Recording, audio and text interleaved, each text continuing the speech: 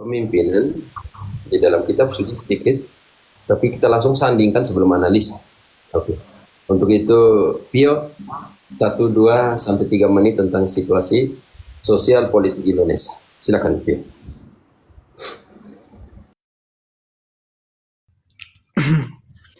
Bagaimana ya? Eh, Indonesia, Indonesia untuk tahun untuk 80 tahun ya. Melihat Indonesia dalam perspektif Pio ini ya. Dalam perspektif Pio di usia 80 tahun. Indonesia yang sekarang itu Indonesia yang setengah merdeka. Kenapa bilang setengah merdeka? Karena begini, seperti yang Romo bilang, yang merdeka itu cuman para pejabatnya, cuman orang-orang tertentu, tidak secara universal. Kemerdekaan yang kita cita-citakan itu, yang kita idam-idamkan itu kan kemerdekaan untuk semua kalangan, untuk semua tingkatan. Merdeka dalam segala aspek, merdeka dalam bidang, dalam aspek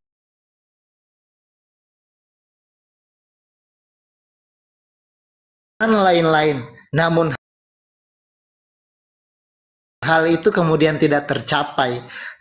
Masih jauh dari kata 70%, bahkan mungkin kalau diukur dengan angka dia cuma 50%. Itulah Indonesia yang sekarang realitasnya gitu.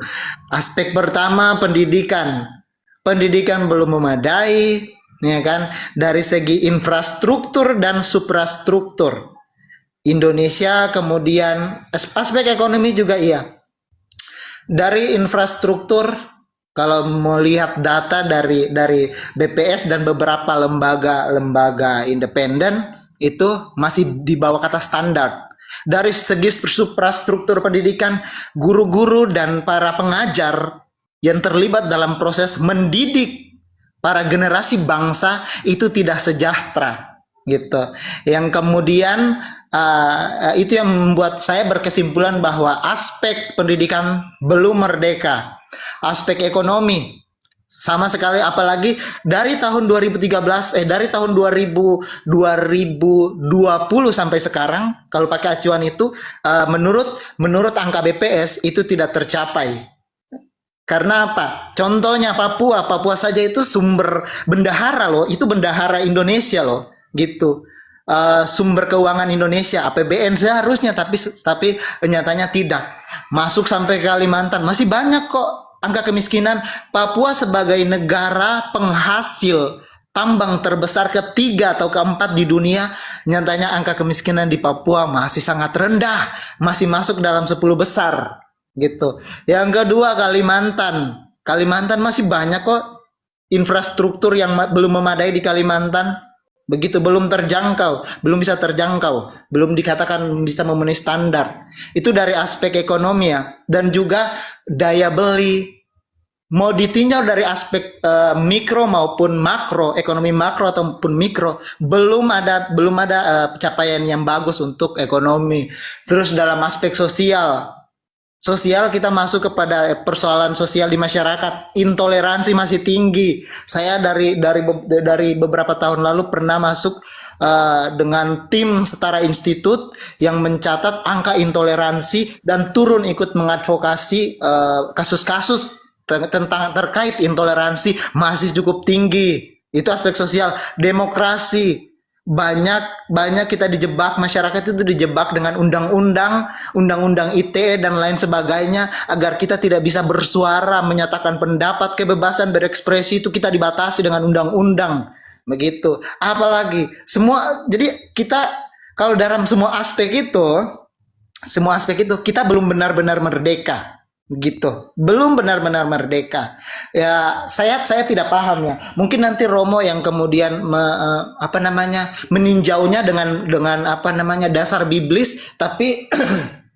menurut saya ini sudah 80 tahun. Pertanyaannya begini, apa yang salah gitu? Apa yang salah dengan pemerintahan kita? Kita memakai sistem demokrasi, yang kemudian masyarakat diajak untuk melibatkan diri memilih pemimpin, tapi kok tidak bisa tercapai itu apa yang diinginkan oleh rakyat. Apakah yang salah di sini rakyat atau yang dipilih atau pemerintah yang dipilih oleh rakyat? Begitu. Nah, bagaimana kemudian biblis memandang ini? Apakah ada korelasi biblis dengan bagaimana biblis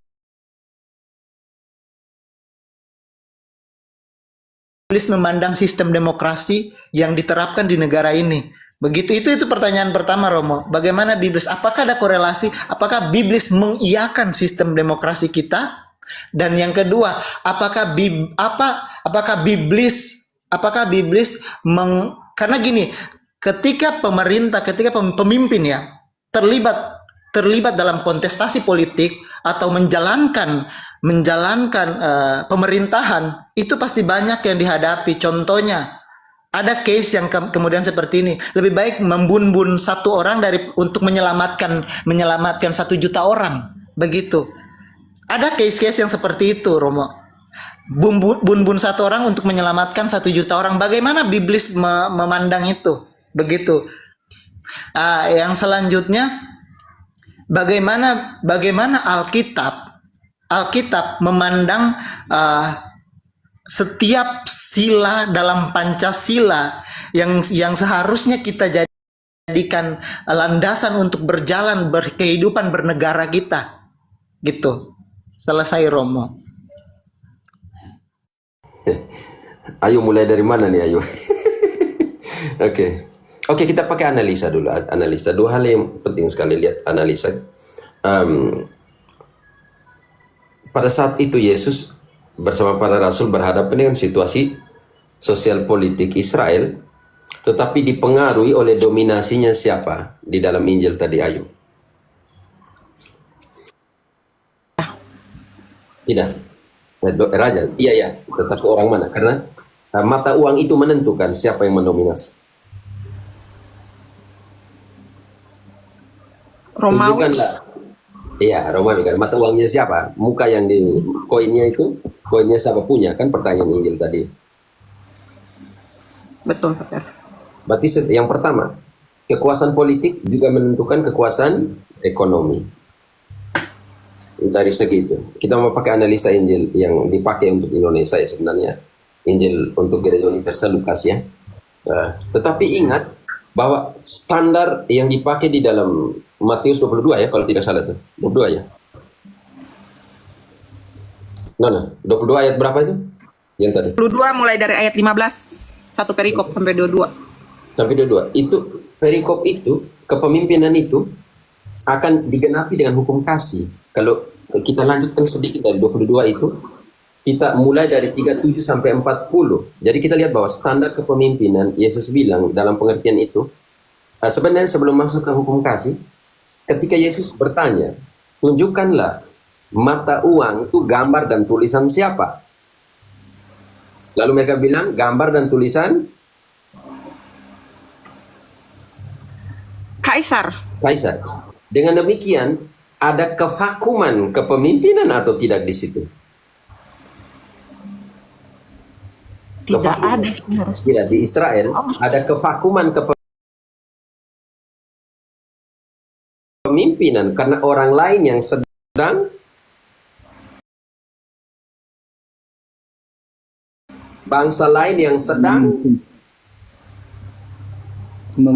Menguasai. menjajah. Makanya Yesus bilang, mau katakan yang pertama, orang lain sedang menguasai kita. Karena di dalam tidak ada lagi kepemimpinan. Sudah terjadi namanya krisis kepemimpinan. Itu yang pertama. Jadi, tunjukkanlah gambar dan tulisan siapa. Minta maaf, Protestantisme yang anti patung dan anti gambar itu. Yesus bilang tidak, itu tuh menyembah berhala. Tidak ada, dia bilang itu. Kata, berikanlah kepada kaisar apa yang menjadi hak kaisar, dan kepada Allah apa yang menjadi hak Allah. Tidak ada satupun ayat dalam kitab suci Yesus melarang patung, oke? Kalau Protestan selalu protes patung-patung, tunjukkanlah satu ayat di dalam kitab suci yang Injil ya, 4 Injil itu bahwa Yesus melarang patung. Oke, yang pertama kita pakai analisa itu dulu, Pio. Kevakuman kepemimpinan, maka akan lari kemana? Krisis. Krisis itu membuat setiap orang akan melakukan sesuai dengan apa? Yang diinginkan. Teman-teman, suara saya kedengaran karena saya kan rasa saya omong sendiri.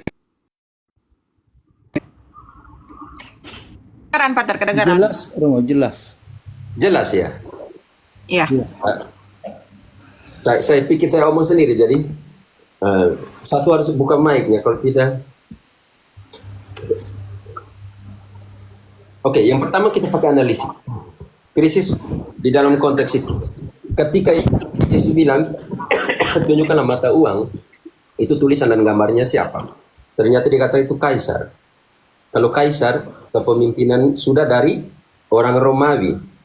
Karena di dalam keyahudian, dari Saul, mereka menggunakan sistem apa? Kerajaan. Kerajaan. Betul, itu pecah, ya, itu urusan kemudian kita mau bahas hari ini. Dan itu ketika tidak ada lagi otoritas kepemimpinan, maka semua orang akan terpecah-pecah karena semua orang akan melakukan sesuai yang dipikirkannya. Hakim-Hakim 21 ayat 25. Kita mulai dari situ dulu. Hakim-Hakim 21 ayat 25. Hakim-Hakim 21 ayat 25.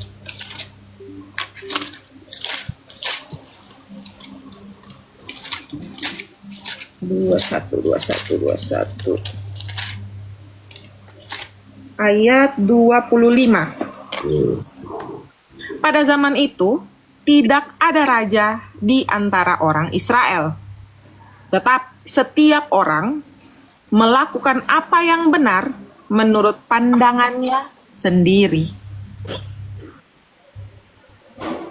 Semua orang akan melakukan semua hal sesuai dengan pandangannya sendiri.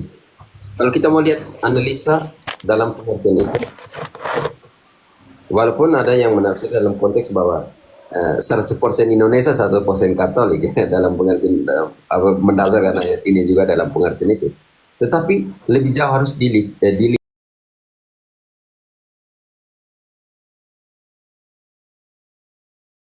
krisis kepemimpinan ini. Itu pukulan terberat. Kenapa? Karena orang Israel datang dari semua situasi di mana kepemimpinan mereka itu datang dari otoritasnya siapa? Dari otoritasnya Tuhan Allah. Ini menjadi krisis, pukulan terbesar untuk mereka karena sekarang tidak ada lagi yang memimpin mereka. Sebuah krisis yang, aduh Tuhan Allah, itu bagi mereka pukulan terberat juga karena tidak ada lagi yang memimpin dalam pengertian ini. Tetapi kita lihat dalam pengertian ini pelan-pelan dulu untuk masuk ke dalam skema ini. Di dalam hal yang sama, Hakim-Hakim tadi kalau kita turun sedikit ke 17 ayat 6, dia mengulangi hal yang sama bahwa ketika tidak ada pemimpin, semua orang akan melakukan sesuai dengan yang dipikirkan. Pada zaman itu tidak ada raja di antara orang Israel. Setiap orang melakukan apa yang benar menurut pandangannya sendiri. Kalau setiap orang melakukan apa yang benar menurut pandangannya sendiri, apa yang terjadi? Kita masuk ke dalam yang kita namakan adalah relativisme. Relativisme pemimpin juga semua orang mencari pemimpinnya masing-masing. Kalau semua orang mencari pemimpinnya masing-masing, apa yang terjadi aja? Bisa chaos, Romo? Semua orang punya pandangannya masing-masing, jadi kacau. Iya, chaos. Kaos. Bukan chaos. Jadi kaos. Karena apa yang terjadi di sebuah bangsa kalau semua orang mau pakai pemimpinnya masing-masing. Dalam situasi seperti ini, apa yang terjadi? Yesus masuk ke standar kepemimpinan dalam hukum kasih. Ketika kita lanjutkan sedikit ayatnya ke belakang, dari 37 sampai dengan 40, kita akan menemukan standar kepemimpinan di situ. Ayat berapa? 37. 37 sampai 40. Lanjutan dari 22 tadi. Bab 22. Matius ya? Iya. Tadi kan Injil Matius yang kalian pakai untuk baca. Iya, betul.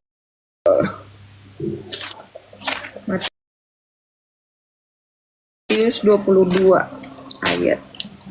Aduh. Mulai dari ayat 27, Pak Ter. 37 37. 40. Jawab Yesus kepadanya, "Kasihilah Tuhan Allahmu dengan segenap hatimu, dengan segenap jiwamu, dan dengan segenap akal budimu. Itulah perintah yang terutama dan yang pertama. Perintah yang kedua yang sama dengan itu ialah, kasihilah sesamamu manusia seperti dirimu sendiri. Pada kedua perintah inilah tergantung seluruh hukum Taurat dan kitab para nabi." Oke. Di dalam dua hukum ini terpenuhilah semua hukum Taurat dan nubuat Kitab para nabi. para nabi, nubuat para nabi. Jadi kalau mau konsisten, lanjut kepemimpinan itu dilanjutkan dengan hukum kasih. Jadi ada dua kasih ini, kasih kepada Allah dan kasih kepada Kepada sesama manusia. sesama. Seorang pemimpin yang baik, kita pakai kitab suci dulu. Dia yang pertama harus merasakan bahwa dia berasal dari Allah, diciptakan dari gambarnya Allah untuk berkuasa. Karena itu jangan lupa kita sandingkan ke Kejadian 1 ayat 26. Martina, selamat Martina. Kejadian 1 Ayat 26. ayat 26. Berfirmanlah Allah, baiklah kita menjadikan manusia menurut gambar dan rupa kita, Tahan dulu supaya di situ. mereka Ya, jangan dulu kasih kekuasaan.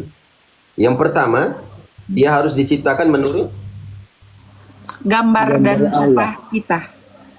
artinya kasih kepada yang pertama kepada siapa? Kepada Allah. Karena dia diciptakan menurut Gambar dan Gambar rupa Allah. Oke. Setelah dia yang pertama, langkah pertama, semua pemimpin harus merasa diri dulu yang beriman ya, Kristen dalam pengertian ini konsep kitab suci. Kepemimpinannya harus menurut gambar Allah. Gambar Allah. Allah. Bagaimana Gambar dan Allah rupa Allah. memimpin? Dengan apa Allah memimpin? Dengan kasih. Betapa besar kasih Allah kepada manusia. Ini penting standar. Nanti kita lihat standar kasih dalam kepemimpinan seperti apa. Yang kedua, setelah memiliki standar kasih, maka Nona lanjut sedikit. Supaya mereka berkuasa atas ikan-ikan di laut dan burung-burung di udara, atas ternak dan seluruh bumi, serta atas segala binatang yang melata di bumi. Persoalan di sini, mereka mau berkuasa, tetapi mereka tidak menyadari bahwa mereka diciptakan menurut Gambar gambar Allah. Allah. Kita lihat krisis dalam pengertian ini. Oke, kita dalam pengertian kepemimpinan, saya tidak mau masuk lebih jauh dalam pengertian, melihat krisis dalam kitab suci seperti apa, banyak contoh di dalam perjanjian lama. Tapi kita langsung pelan-pelan sampai ke kenapa krisis. Standar kasihnya di mana? Karena bacaan untuk besok untuk Indonesia, ketika dilanjutkan maka akan menemukan standar kasih di dalam kepemimpinan, kasih kepada Allah dan kasih kepada sesama. Artinya apa? Kembali lagi kepada apa? Kembali lagi kepada kisah penciptaan, di mana Allah menciptakan menurut gambarnya, Gambar Allah. menurut rupa Allah. Artinya kita adalah ciptaan Allah menurut gambarnya dan diberikan kuasa, beranak cuculah, bertambah banyaklah, kuasalah. Tetapi yang manusia lupa. Kenapa manusia lupa dulu? Karena dia mementingkan egonya. Dia melupakan yang pertama, melupakan bahwa dia adalah gambar Allah, dan yang kedua, bahwa kekuasaan berkuasalah itu membuat dia bukannya menjalankan misi kasih, melainkan misi ego. Nona sandingkan dulu ayo ke Ya. Yakobus 4 ayat 1 sampai 4. Yakobus 4 Ayat 1 sampai 4. Bagaimana pertemanan dengan dunia membuat orang menjadi musuh Allah. Oke. Yakobus 4 ayat 1 sampai 4. Dari mana datangnya perkelahian dan pertengkaran di antara kamu? Bukankah datangnya dari hawa nafsumu yang paling berjuang di dalam tubuhmu? Kamu mengingini sesuatu, tetapi tidak memperolehnya. Lalu kamu membunbun. Kamu iri hati, tetapi kamu tidak mencapai tujuanmu. Lalu kamu bertengkar dan kamu berkelahi. Kamu tidak memperoleh apa-apa karena kamu tidak berdoa. Atau kamu berdoa juga, tetapi kamu tidak menerima apa-apa karena kamu salah berdoa. Sebab yang kamu minta itu hendak kamu habiskan untuk memuaskan hawa nafsumu. Hai kamu, orang-orang yang tidak setia, tidakkah kamu tahu bahwa persahabatan dengan dunia adalah permusuhan dengan Allah? Jadi, siapa saja yang hendak menjadi sahabat dunia ini, ia menjadikan dirinya musuh Allah. Jadi persahabatan ini buat kita menjadi musuh Allah. Allah. Ini penting. Makanya tetapi ingat, sebelum pernyataan menjadi musuh Allah, semua konflik yang terjadi, krisis kepemimpinan itu adalah pemuasan nafsu pribadi atau kelompok kalau kita mau pakai analisa. Oke? Ini jadi persoalan. Persoalan dalam pengertian ini. Jadi bisa dilihat dalam konteks itu dan yang pertama. Sekarang yang kedua, kembali lagi memperbaharui mentransformasi dan memperbaharui, kembali lagi mentransformasi situasi dan kembali kepada misi awal mula, artinya kita kembali ke misi kasih. Dan untuk mengatakan standar kasih di dalam kepemimpinan, makanya saya bilang, kalau politik itu seperti membangun istana. Ketika istana itu tidak dibangun di atas dasar kasih dan belas kasih dan keadilan, istana itu akan menjadi penjara. Bisa mengerti itu?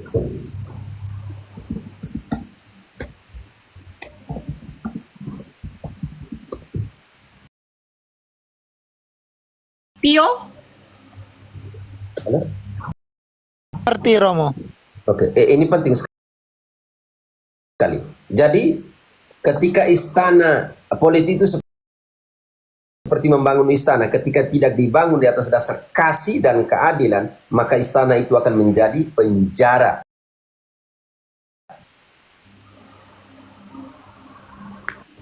Maka standar kepemimpinan dalam politik, Paus Francis menekankan politik hati.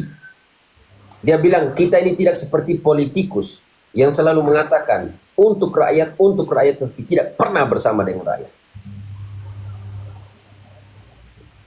Dan sebentar masuk sedikit ke tipe kepemimpinan yang Paus Franciscus mau dalam konteks ini. Dan kita melihat dulu, yang pertama standar hati, standar kasih di dalam kepemimpinan. Ingat bahwa imanmu tidak menghilangkan peluangmu untuk jatuh berulang kali. Itu ini Angelus terakhir minggu lalu dari Paus Leo. Dia bilang iman tidak menghilangkan peluang kita untuk jatuh lagi. Makanya pukulan terberat untuk sola fide kan. Ayo.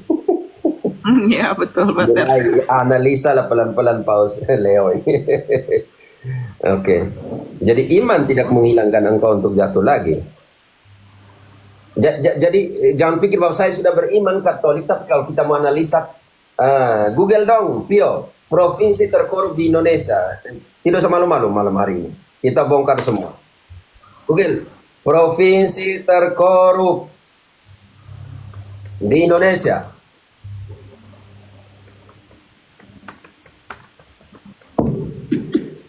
Gua bongkar semua. Kalau saya melihat Romo Maluku Utara. Jangan dulu kita pakai di sini, jangan pakai sebut-sebut nanti tidak enak. Oh, gitu. Katanya penting kalau nanti orang bilang kita framing Indonesia nanti. Iya. Yo dapat nggak? Maluku Utara. Oke, satu Maluku Utara. Terkorup ya. Yang kedua? Iya, tapi itu tahun 2024. Ya, tidak, kita pakai standar 2024 dulu. Karena 25 belum selesai. 24 Maluku Utara. Yang kedua siapa? Tapi kalau pakai standar bentar. Ada tapinya bentar. Yo, Kalau silakan. dari ini ya, itu 24 dari 2023 ini lebih akurat. Yang terkorup itu yang pertama, data yang paling akurat ini. Jawa Timur, Sumatera Utara, Jawa Tengah, Sulawesi Selatan, Aceh. Aceh, Jawa Barat, Sumatera Selatan, Bengkulu dan Lampung. Saya ambil NTT. Sumatera Utara mayoritas apa? Terus Mayoritas agama lain Romo, bukan Kristen. Sumatera Utara. Iya, mayoritas di sana hanya 30% umat Kristen. Oke. NTT mayoritas apa? Katolik. Coba Google dulu. Kalau Flores sih.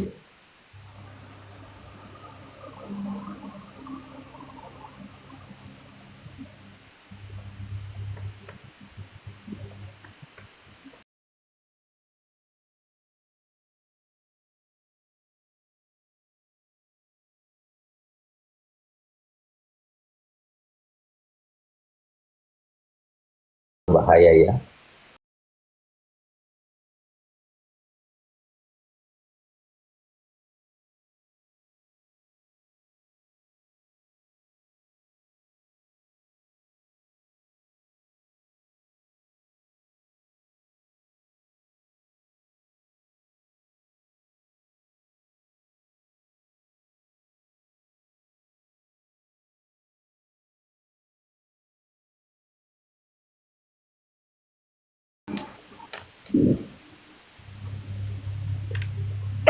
Semua politikus yang ada di DPR tidak pernah pergi misa, tidak pernah pergi kebaktian.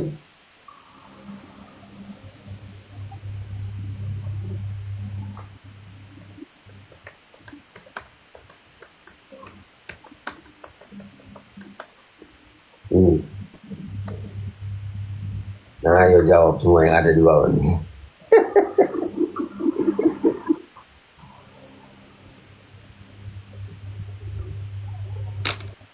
Artinya tujuan motivasi jadi politikus tuh belum murni.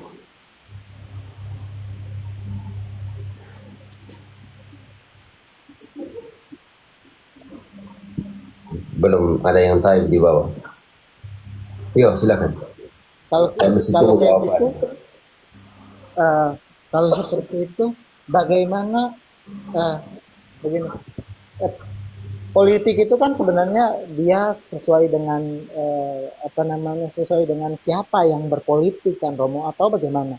Atau ilmu politik itu atau teori politik itu tergantung siapa yang memegangnya atau siapa yang berpolitik, gitu kan, tergantung orangnya, begitu. Nah, bagaimana Alkitab memandang politik itu? Atau Ya, bagaimana belum masuk ke sana, belum memandang masuk ke politik? sana. Saya mau tanya, Sehingga bagaimana kita bisa pengaruh iman menarik, di dalam kepemimpinan? seperti ini. Yo, belum masuk. Saya mau tanya, kenapa provinsi-provinsi dalam pengertian NTT, karena saya dari NTT, autokritik, Katolik, kenapa NTT nomor 5 terkorup di Indonesia? Sebelum masuk ke kriteria biblis.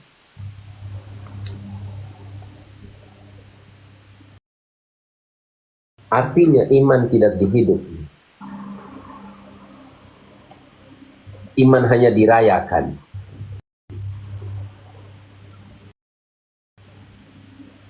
Doa hanya didaraskan, tapi doa tidak dihidup. Misa hanya dirayakan. Kebaktian hanya goyang kiri, goyang kanan, begitu dengan semua, tapi tidak pernah dihidupi di dalam kenyataan. Orang pikir kita ini pergi gereja, kita semua baik. Kita ini berlaku adil.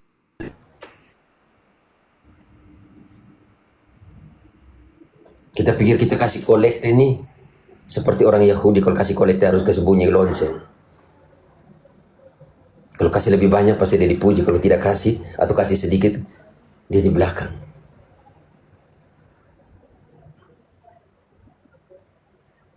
Ini menjadi pertanyaan saya, pertanyaan terbesar.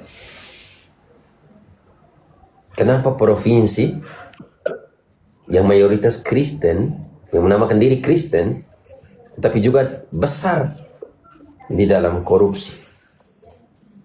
Berarti ini Romo, iman dijadikan untuk citra dan popularitas saja Romo. Ya, yang saya mau maksudkan Babi, iman dirayakan tapi tidak dihidupi.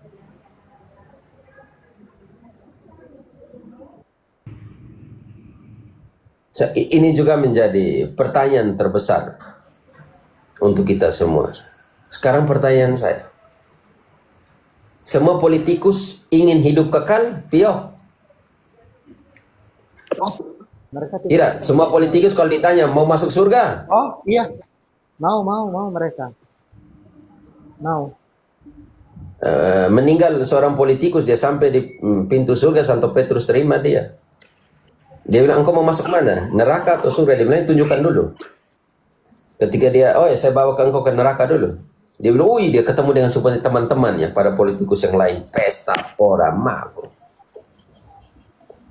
Banyak minuman, makanan. Hadiah, baju baru. Partai politik. Dia bilang, kalau gitu tunjukkan saya surga. Dia masuk surga, dibawa ke surga, dia bilang, diam sekali, tenang. Di sini orang tidak omong yang satu sama lain. Tidak ada pesta pora. Semua hanya menyembah Allah dalam keabadian. Lalu Santo Petrus bilang, engkau sudah lihat duanya. Engkau mau pilih yang mana? Hari berikutnya dia bilang, saya ke neraka, saya akan banyak teman di sana. Ketika dia hari berikutnya dia ke neraka, hanya ada panas di sana. Lalu dia marah ke Santo Petrus, bagaimana kemarin waktu kita lewat di sini orang pesta pora? Dia bilang, ya kemarin penutupan kampanye, jadi makan, minum, pesta pora. Sekarang sudah tidak kampanye lagi, tidak ada lagi, kembali kepada iklim yang biasa, panas.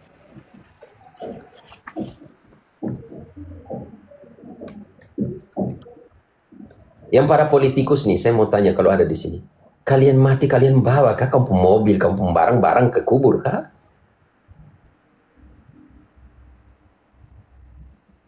Kita belum masuk kepada sebuah konstruksi politik yang sehat ya, saya belum masuk. Kita masih omong tentang krisis. Kita pakai metode Amerika Latin, melihat dulu.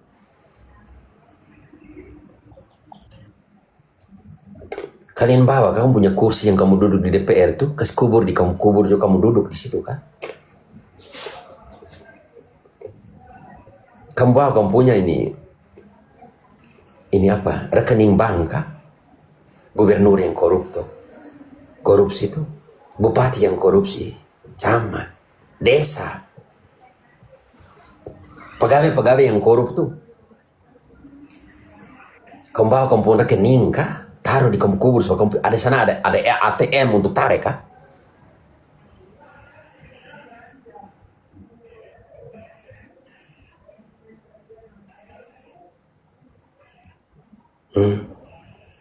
Nah Tuhan Allah waktu Santo Petrus bilang, kau rekening berapa per sebulan kau yang bayar pakai kau korup itu berapa?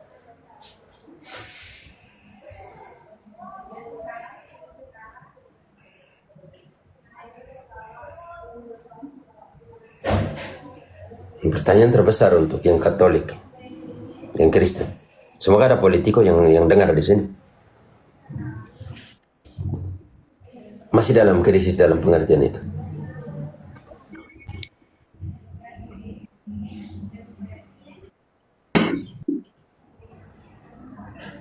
Kamu bawa kamu kursi juga yang untuk DPR, nanti situ ada uang duduk.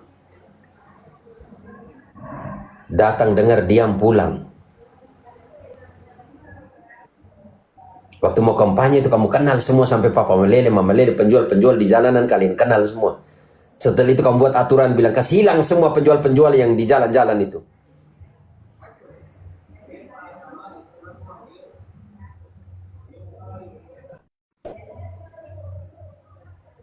Saya tuh mimpi saya punya suatu hari.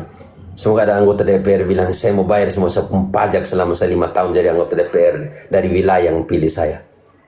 Bebas pajak karena saya dari sepung gaji saya bayar pajak.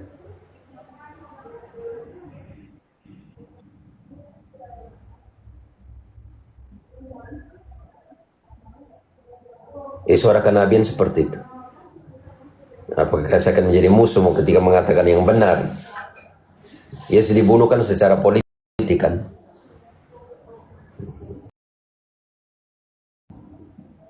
Kasus politik makanya dia disalibkan.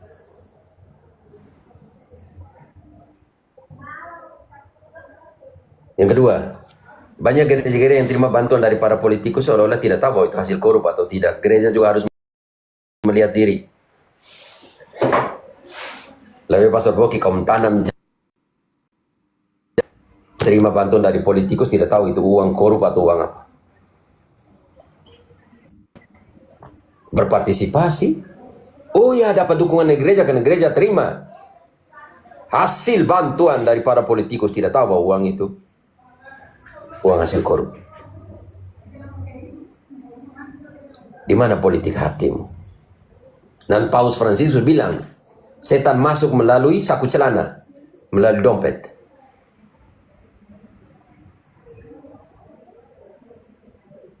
Saya punya kecemasan setiap kali ada politikus kunjung satu kampung, gereja minta pertama, kursi, ya, semen.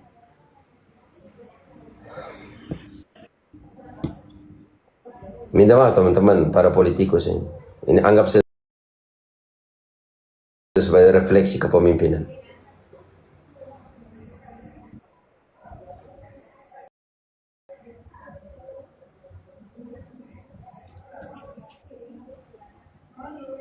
Karena itu standar kasih.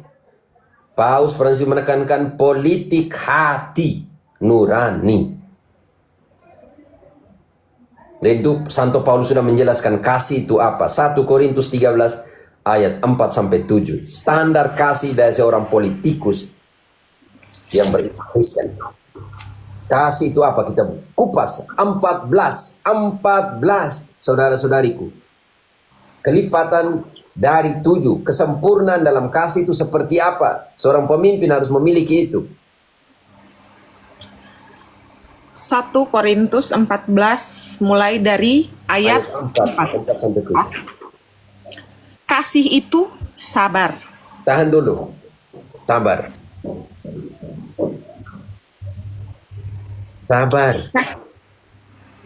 Politikus, sabar. Yang kedua, Kasih itu baik hati.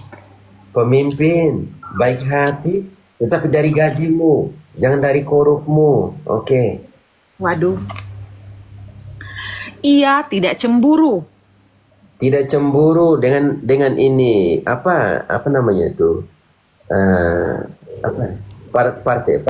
Partai lain. Karena tidak dapat bagian. Apalagi Ia tidak memegahkan diri dan tidak sombong. tidak usah saya ini kasih berapa truk semen, saya tidak usah. Tidak sombong, Tuhan Allah yang lihat. Karena kau tidak mati dan dikuburkan di kantor DPR, engkau mati dikuburkan dan engkau pergi ke surga atau neraka. Tidak usah memegahkan diri. Muliakanlah nama Tuhan dalam doa Bapa kami, bukan kau nama. Apalagi Ia tidak melakukan yang tidak sopan. apa itu korupsi?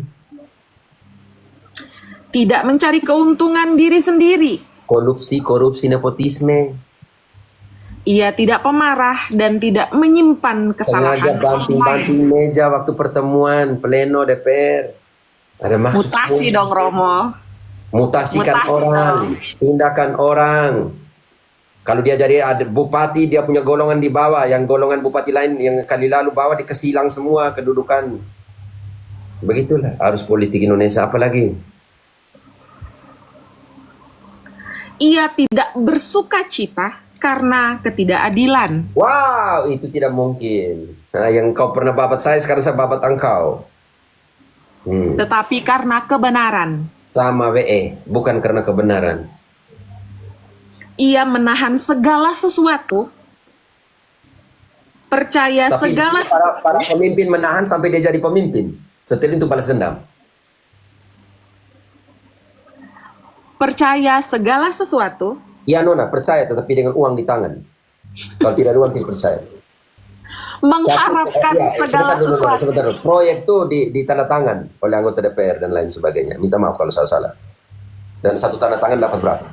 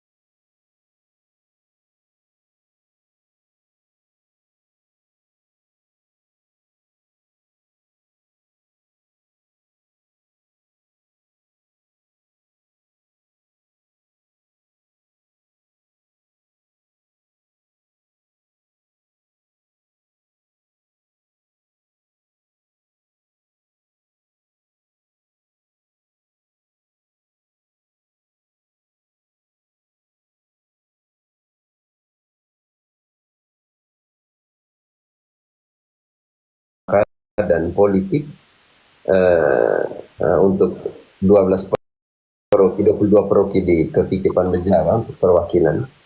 Ada berapa grup, tapi saya ambil yang grupnya politik. Sempat omong tentang politik sedikit di situ. Dan pernah di sini menjadi ketua panitia pemilihan umum 2 kali, 2018 dan 2024 baru-baru pemilihan umum di Kolombia jadi ketua panitia pemilihan. Jadi netral kan dalam pengertian ini. Oke. Jadi arus mudik politik kita lihat juga dalam pengertian analisa itu. Oke.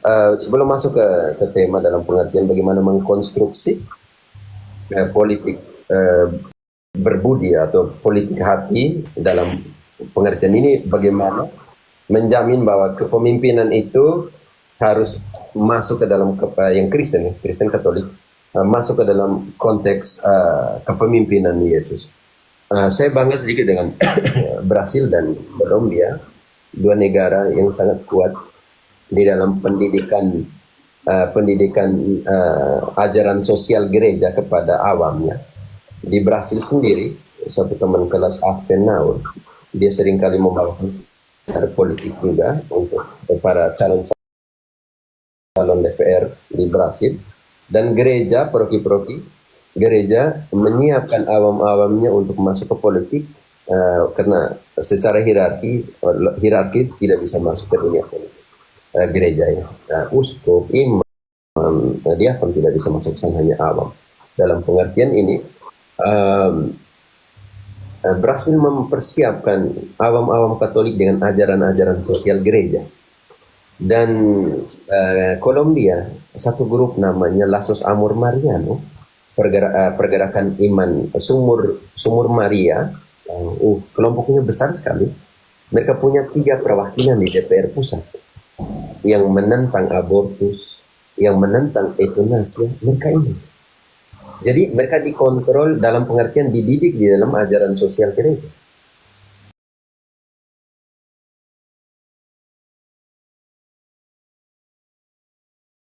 Ada moderator bagaimana tindakan politik kalian?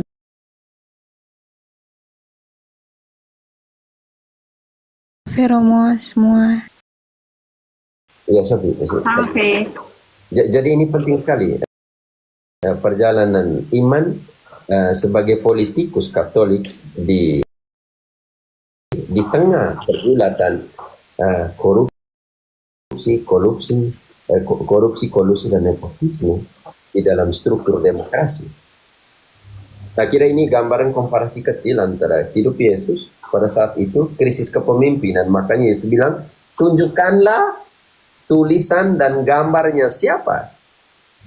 Kaisar. Dengan sendirinya kita sudah bayangkan bahwa di Israel punya krisis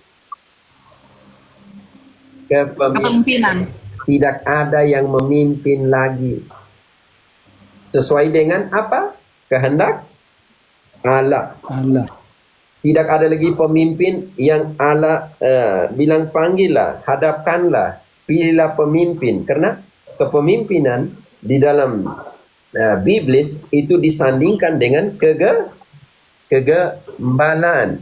Bilangan 27 ayat 16, Nona. Bilangan 27 itu sama dengan gembala. Oke. Bilangan 27 ayat 16.